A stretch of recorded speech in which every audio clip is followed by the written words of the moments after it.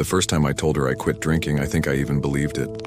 I had the shakes, my stomach was raw, but I was done, I swore.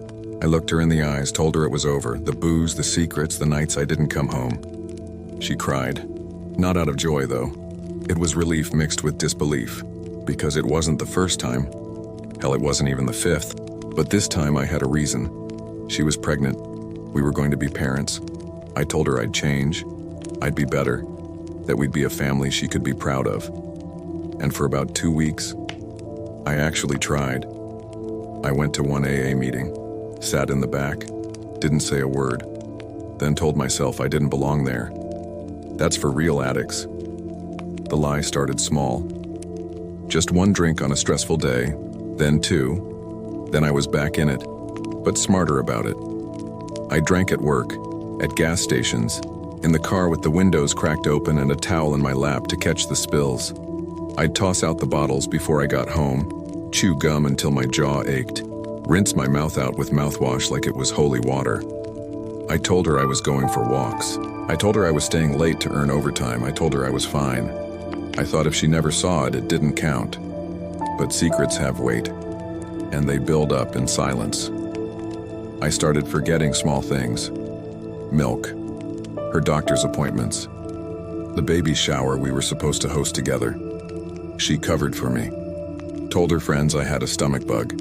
Told her parents I was swamped at work. Told herself I was still trying. Then came the moment everything cracked. Not with shouting or drama, but with a simple, devastating look. She found my jacket. I'd hidden a half-empty mini bottle in the pocket. She brought it to me while I was watching TV. Didn't say anything, just dropped it on the table in front of me. I thought you said you were done. Her voice wasn't angry. It was empty. That's what hurt the most. I opened my mouth, closed it. What was I gonna say? That I was tired? That I had it under control? She walked out that night. Went to her sister's place. She took her pillow and her prenatal vitamins, but left the framed ultrasound on the counter. That's when I realized she was leaving me in the picture, but not in real life. She came back after 2 days. Not because she forgave me, because she didn't want our daughter to be born into chaos. Because somewhere deep down she still believed I could change. And that's what made it worse. She believed in me, and I kept breaking that belief with every sip. When our daughter was born, I made another promise. Standing there in the hospital, holding that tiny human, I said it again. This is it. I'm done. For a little while I stayed clean, mostly because I was too tired to drink. But then the nights got longer. The crying got louder. The weight of being a father started pressing down. And that voice, the old one, it whispered again. Just one. To take the edge off, you've earned it. So I poured a drink in the garage, just a small one, just to calm my nerves. That's all it took. From there, the lies came easier. I'm just tired. I didn't sleep well. I think I'm getting sick. But she saw through it. Mothers always do. Then came the night I dropped my daughter. I wasn't drunk, not really. But I was slow, sloppy. She slid from my arm while I sat on the couch and hit the cushion with a soft thud. She didn't even cry. But my wife did. She was standing in the doorway, watching, and there, on the floor, next to the baby bottle, was the whiskey glass I forgot to hide. She didn't say a word, just picked up our daughter, held her close, and walked upstairs. I didn't follow, because what was I going to say? That night, after she walked upstairs with our daughter, I sat frozen on the couch. I don't know how long I stared at the spot where the whiskey glass had landed. Long enough that the ice had melted. Long enough for the guilt to start crawling up my throat like acid. I heard drawers opening upstairs, closets shifting, zippers closing. It was the soundtrack of someone packing with quiet, cold purpose. And I knew, this wasn't a fight. This was a goodbye in slow motion. I kept thinking of what to say, something, anything that would stop it. But what do you say when your words don't carry weight anymore? Every sorry I ever said had expired. Every promise I made had been broken twice over. So I sat there, still, pathetic. The man I never meant to become. She didn't even cry when she came down. She had our daughter on her hip, bags slung over both shoulders like she was escaping a war zone. I asked her, "Where are you going?" And she said, "Away, for now." I said, "Can we talk?" And she just looked at me with those hollow, burned-out eyes and said, "We've done nothing but talk, and talk means nothing when you drink through it." Then she walked out the door. No slammed exit, no rage, just quiet devastation. I stayed sober for a week, a whole week, long enough to pretend I was serious again. I cleaned up, tossed every bottle, took long walks, even signed up for a recovery app. But I wasn't sober. I was stopping. Stopping is different. Stopping is what you do when you're afraid. Sobriety. That's what you do when you faced the fear, sat in it, and decided to stay anyway.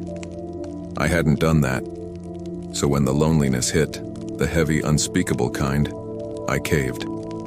And this time, I didn't even hide it, because there was no one left to lie to. I drank in silence, slept on the couch, ate from plastic containers, started working remote so no one would see me shaking during video calls. I stopped shaving, stopped trying. 3 months passed. No calls, no texts, no photos, not even from her family. I told myself maybe she was trying to hurt me, but deep down I knew. She was trying to protect our daughter from ever knowing this version of me. I think that's what stung most. Not that she left, but that she was right to. Then one day in the mail, a small padded envelope arrived. No return address. Inside was a single Polaroid, hand-drawn on the back. It was my daughter, about 2 years old, smiling wide, missing a few teeth, holding a piece of paper. The paper had a crayon drawing on it, a stick figure with messy hair, arms too long, and a giant red X across the bottle in its hand. She had written above it, "This is Daddy. He used to drink. Now he's better." I laughed. Then I cried. Hard. The kind of crying that makes your body ache afterward, because I knew I wasn't better. Not yet. Not even close. But somehow she still believed I could be.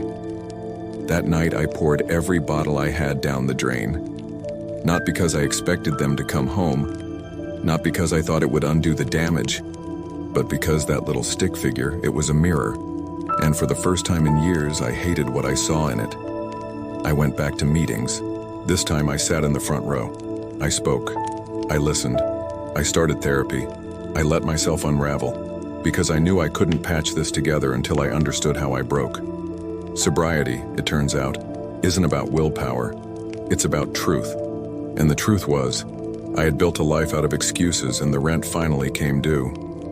It's been 5 years. I haven't had a drink since. Not one. I get updates about my daughter through her grandmother. Carefully filtered, polite. Photos now and then. Drawings sometimes. But no phone calls. No visits. Not yet. Her mom's boundaries are clear. She says, maybe one day, when she's ready. And I understand that now. Because love without trust is just an idea. It's not enough. Last week I got a package. Inside, another drawing. This time, no bottle. Just a figure with short hair wearing a blue shirt like I used to, and underneath it in tiny letters, my daddy.